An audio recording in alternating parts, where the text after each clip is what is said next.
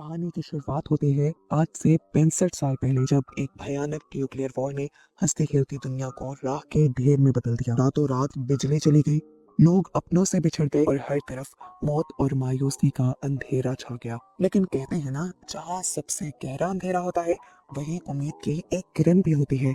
Amazon के घने जंगलों में लाइम स्मिथ नाम के एक बॉटनिस्ट ने कुदरत का एक ऐसा ही करिश्मा ढूंढ निकाला जिसने डूबती हुई इंसानियत को बचा लिया। उसने ढूंढा जेनेसिस ट्री।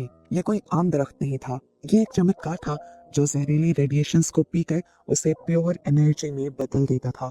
इस दरख्त के नीले चमकते फूलों ने दुनिया को फिर से रोशन तो कर दिया, लेकिन इससे इंसानों की किस्मत और जिंदगी हमेशा के लिए बदल गई। जंग के असरात इतने गहरे थे कि आने वाले 90% बच्चे जेनेटिक बीमारियों के साथ पैदा होने लगे। अब इन बेचारे बच्चों की जिंदगियां बचाने के लिए और उन्हें नॉर्मल पैदा करने के लिए साइंटिस्ट ने जेनेसिस फ्लावर के डीएनए को इंसानों के डीएनए के साथ जोड़ दिया और फिर उसे इंजेक्ट किया माओ के अंदर, उन औरतों के अंदर जिन्होंने बच्चे पैदा करने थे, जिसके रिजल्ट में मॉडिफाई हुए ऐसे परफेक्ट बच्चे पैदा हुए जिनके अंदर सुनने की, देखने की, यहाँ तक के हर काम करने की पावर 10 गुना ज्यादा थी एक आम इंसान से।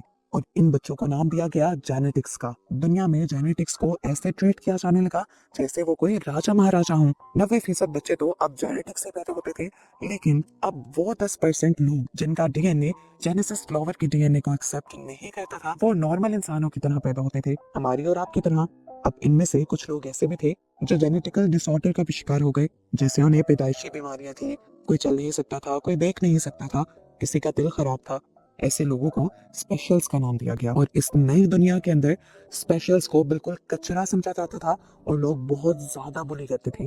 इन्हें अगर काम वगैरह भी मिलता था तो बस मेहनत मजदूरी का। खैर फाइनली अब हमें इस नई दुनिया के जेनेसिस इंस्टीट्यूट को दिखाया जाता है जहाँ ये पावरफुल ट्रीज रखे जाते हैं। यहाँ हम लियोन से मिलते हैं जो कि व्हील चेयर पर है और इस इंस्टीट्यूट में साफ सफाई का काम करता है, और उसके साथ है 12 साल की लड़की क्लोई जो इस इंस्टीट्यूट में स्टूडेंट बनकर फील्ड ट्रिप में आई है। पर पता चलता है कि लियोन और क्लोई आपस में मिले हुए हैं और यहाँ पर चोरी करने के इरादे से आए हैं। चोरी करने के लिए क्लोई टूर गाइड का ध्यान भटकाती है और पीछे से लियोन एक हैकिंग डिवाइस का इस्तेमाल करते हुए एक सिक्योर दरवाजा खोल लेता है। वो मैप चेक करता है और देखता है कि आगे कितने गार्ड्स खड़े हैं। इनसे निपटने के लिए लियोन अपनी पॉकेट से एक छोटा सा रिमोट कंट्रोल चूहा निकालता है और उसे हॉल में भेज देता है। गार्ड्स खिलौने का पीछा करते हैं और जैसे ही उसे उठाते हैं तो वो चूहा स्लिपिंग गैस छोड़ता है जिससे सभी गार्ड्स वहीं पर बेहोश हो जाते हैं, जिसके बाद लियोन अपने मुंह पर मास्क लगाते हुए लैब के अंदर घुस जाता है।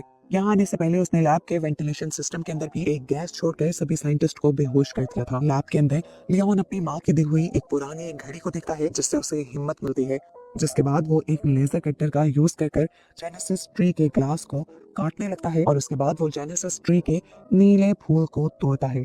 फूल को तोड़ते ही इस ट्री का डिफेंस सिस्टम ऑन हो गया था और उसने बहुत सारे कांटे छोड़े थे जिससे किसी तरह लियोन बच गया।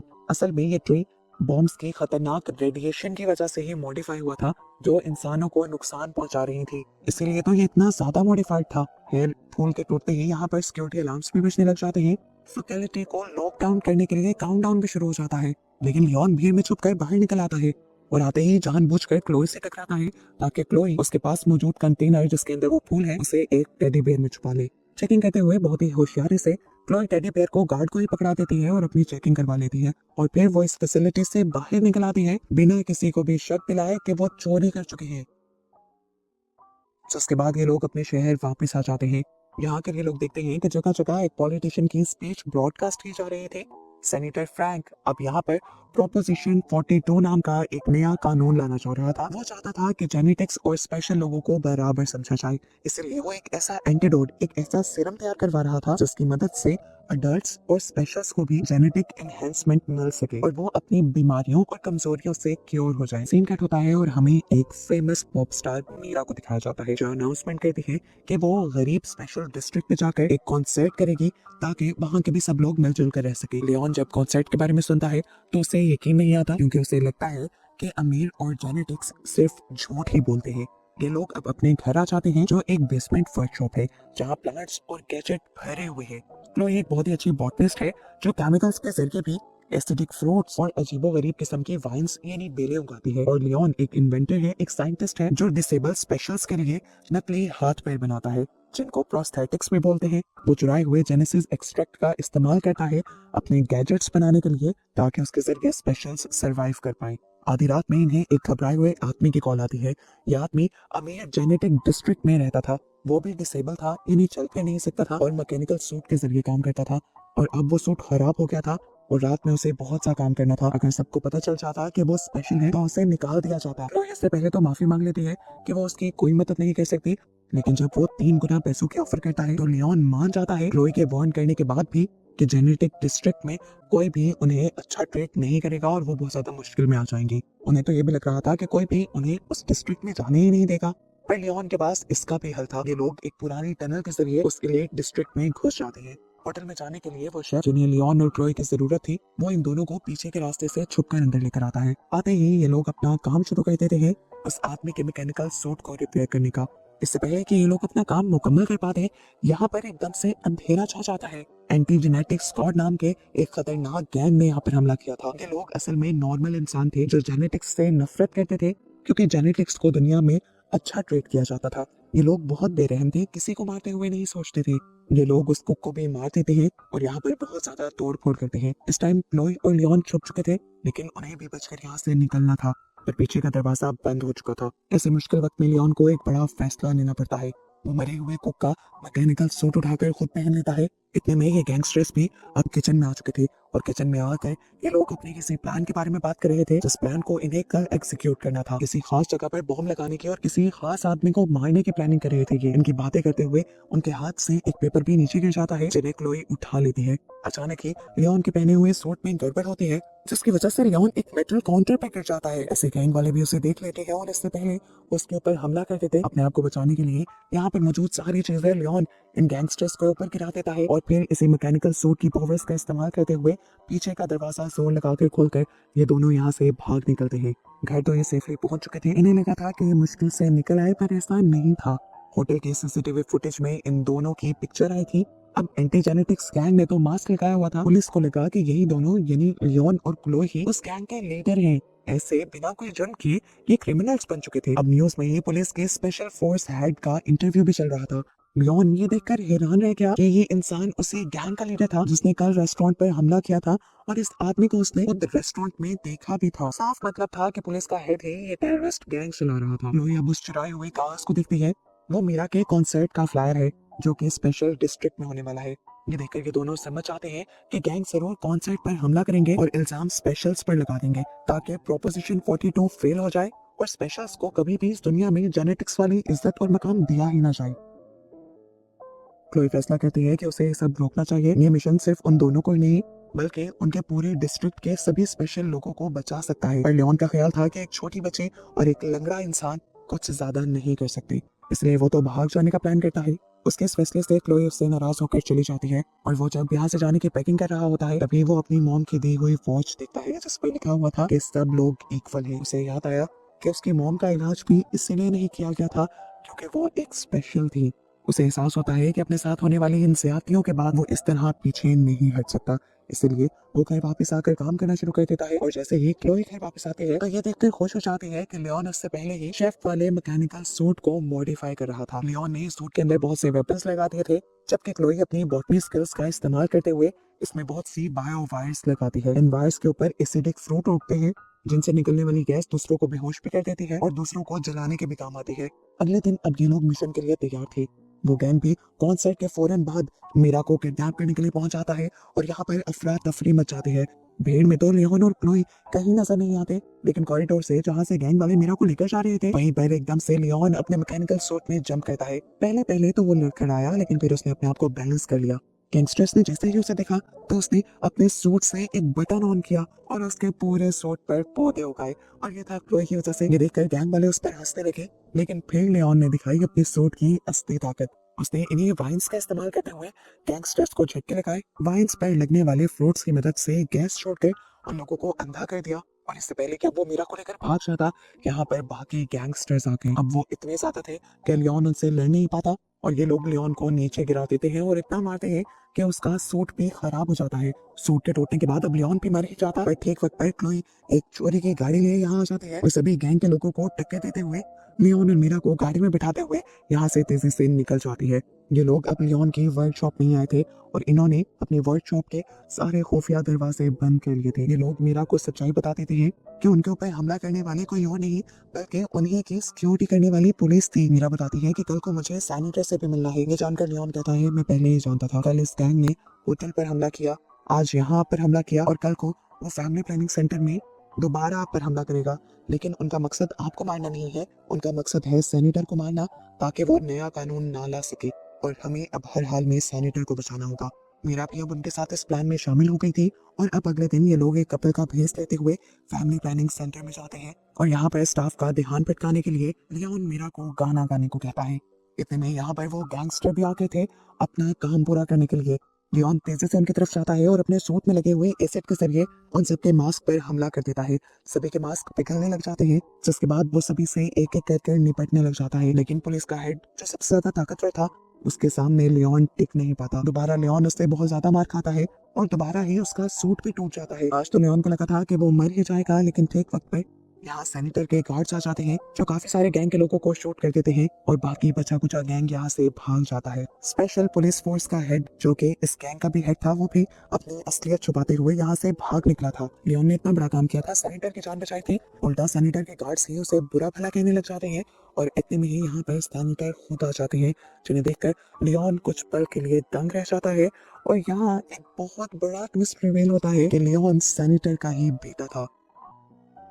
ये सच्चाई जानकर क्लोई को भी शौक लगा था। उसे लगा कि लियोन भी अमीरों का और जेनेटिक्स का हिस्सा है, इसलिए वो फिर रोते हुए वहां से भाग जाती है। कुछ देर में मीडिया पर भी ये खबर वायरल हो गई थी कि सैनिटर के ऊपर हमला हुआ है। सैनिटर का इंटरव्यू लेने के लिए यहाँ पर बहुत से लोग आ जाते हैं और सैनिटर सबको बताते हैं कि एक हीरो ने, मेरे बेटे ने मुझे बचाया है जो कि एक स्पेशल है और यही सबसे बड़ा सबूत है इस बात का कि स्पेशल जेनेटिक्स से कम नहीं और उन्हें इक्वल ही राइट्स मिलने चाहिए।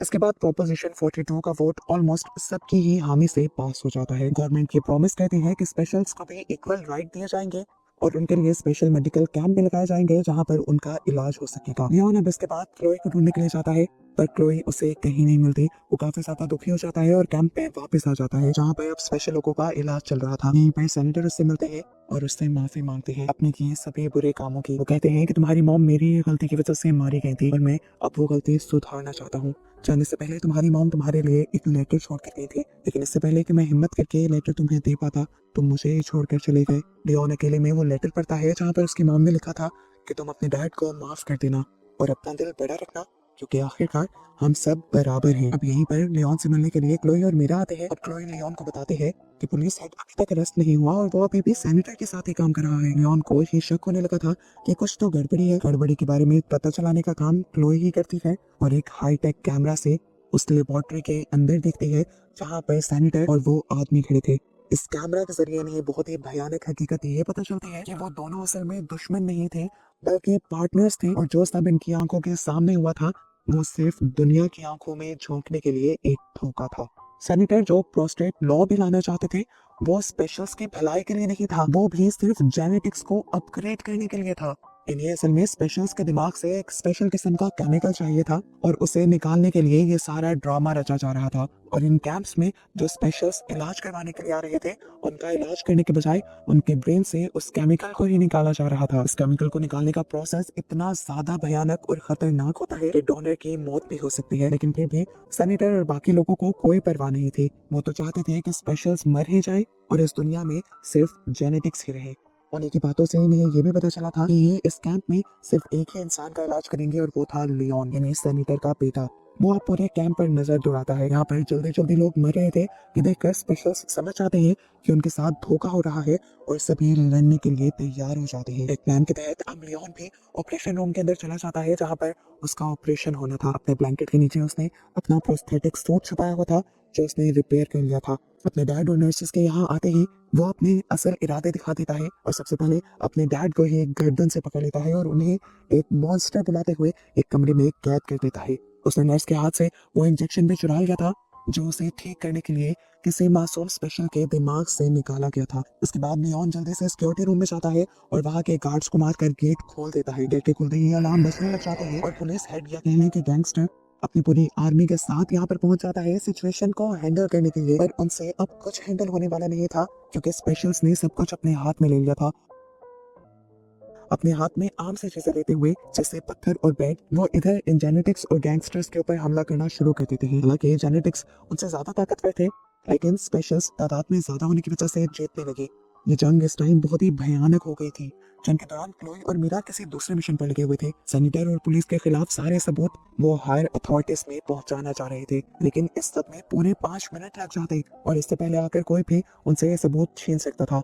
एक आदमी तो आकर मीरा का गला भी दबाने लग जाता है। मीरा मरने ही वाली होती है लेकिन तभी एक स्पेशल आकर पीछे से जेनेटिक्स को मारकर मीरा को बचा लेता है। फाइनली वो सबूत पे पूरी तरह हायर अथॉरिटीज के पास पहुंच जाते हैं और इनका ये मिशन कामयाब हो जाता है सैनिटर और पुलिस हेड की सच्चाई सब तक पहुंचाने का। दूसरी तरफ हम देखते हैं कि उस गैंगस्टर और लियोन के दरमियान में भयानक लड़ाई चल रही थी। वो गैंगस्टर जेनेटिक्स होने की वजह से बहुत ज्यादा ताकतवर भी था और तेज भी था। वो लियोन के इस सूट को टुकड़ों टुकड़ों में तोड़ देता है। इसके बाद वो लियोन को घसीटते हुए लैब के अंदर ले जाता है और उसे उठाकर जोर से कंट्रोल पैनल पर पटक देता है जिसके पीछे जेनेसिस ट्री था। लियोन जानता था कि जेनेसिस ट्री किस तरह काम करता है। वो जल्दी से जेनेसिस ट्री का एक फूल तोड़ देता है जिसकी वजह से इस ट्री का डिफेंस सिस्टम ऑन हो जाता है और उसके अंदर से बहुत से तेज धार कांटे निकलते हैं। लियोन तो नीचे गिरकर अपने आप को बचा लेता है लेकिन वो सारे कांटे अब उस गैंगस्टर के अंदर स्टैब हो चुके थे और वो मर चुका था। कुछ देर बाद दिखाया जाता है कि असली पुलिस यहाँ पर पहुंच जाती है और सभी गैंगस्टर्स के साथ साथ सैनिटर को भी अरेस्ट करके यहाँ से ले जाती है। इस पूरी फैसिलिटी को भी इन्होंने अपने कब्जे में ले लिया था और फाइनली सारी बुराई यहाँ से अब खत्म हो गई थी। जैसे ही सबको सैनिटर की सच्चाई पता चल गई थी वैसे ही प्रोपोजिशन 42 को भी रद्द कर दिया गया था। शहरों के दरमियान बने सभी बॉर्डर्स भी खोल दिए गए थे और इस दुनिया में इक्वालिटी आ गई थी। अब जेनेटिक्स और स्पेशल्स एक दूसरे के शहरों में आ जा भी सकते थे और एक दूसरे के साथ नॉर्मल इंसानों की तरह रह भी सकते थे।